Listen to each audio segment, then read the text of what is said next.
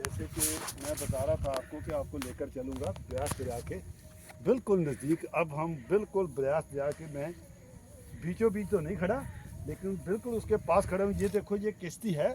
इससे ये धुंधा गांव के या गोंदवाल के इधर के आसपास के गांव के जो लोग हैं ना, वो इस किश्ती के जरिए आर पार आते जाते हैं। इसका पक्का आदमी होता है, इन्होंने गांव वालों ने मिलकर उसको पैसा वैसा देते हैं, जो भी उसका चार्जेज होता है। तो अपनी खेती बाड़ी इधर जब करने आते हैं इस किश्ती से आते हैं। मैं भी थोड़ा इस पर बैठने की कोशिश करता हूँ, तो देखता हूँ कि लोग कैसे कैसे। हम लोग तो आजकल कारों में घूमते हैं, गाड़ियों में घूमते हैं, मोटरसाइकिल पर घूमते हैं, लेकिन ये लोग आज भी, इनको चाहे हमारा देश कितनी भी तरक्की कर गया है, लेकिन गांव के लोगों की मुश्किलें जो हैं वो अभी भी वैसे की वैसे भी लग रही हैं। तो ये अब मैं किश्ती में बैठने की कोशिश कर रहा हूँ, तो चला तो नहीं पाऊँगा क्योंकि यहाँ पर इसका जो किश्ती वाहक है वो नहीं है। तो आप देख सकते हैं ये ब्यास दरिया है जिसकी मैं बात कर रहा था।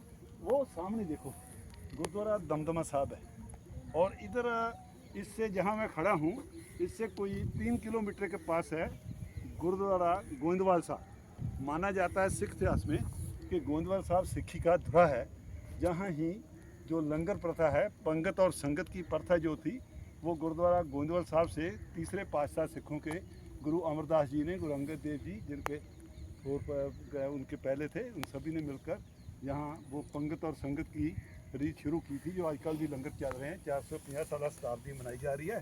तो अकबर बादशाह बोलते हैं, पुरातन जो मिठास के इतिहास के अनुसार यहाँ आए तो उनको भी महाराज ने बोला था कि भाई पहले पंगत करो फिर संगत करो, बाद में बातें करेंगे, आप पहले जाकर संगत में बैठकर प्रसादा छको। तो आजकल 450 साल जो शताब्दी मनाई जा रही है, आप हैरान हो गए।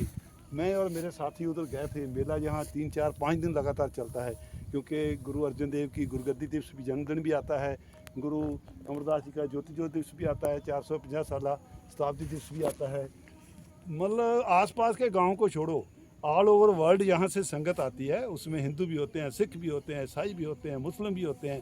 ये कोई वैसे ही आपको पता ही है, गुरु ग्रंथ साहब जो है वो सर्व सांझी गुरबाणी माना जाता है। और जो सिखों की अरदास है वो तो दिली अरदास ही ये करते हैं, नानक नाम चढ़ती कला तेरे भाने सरबत दा भला।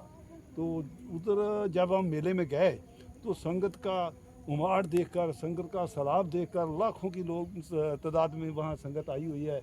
लंगर हैं इतने लगे हुए हैं कि आपको जो भी किसी का खाने का मन है, कोई जलेबी का लंगर लगा कर बैठा है, कोई ड्राई फ्रूट का लंगर लगा कर बैठा है, कोई दाल फुल्के का लंगर लगा कर बैठा है, किसी ने पिज़्ज़े लगाए हैं, कोई कोल्ड ड्रिंक मांग रहा है, जितनी किसी की श्रद्धा है, कोई बिस्कुट लेकर बैठा है।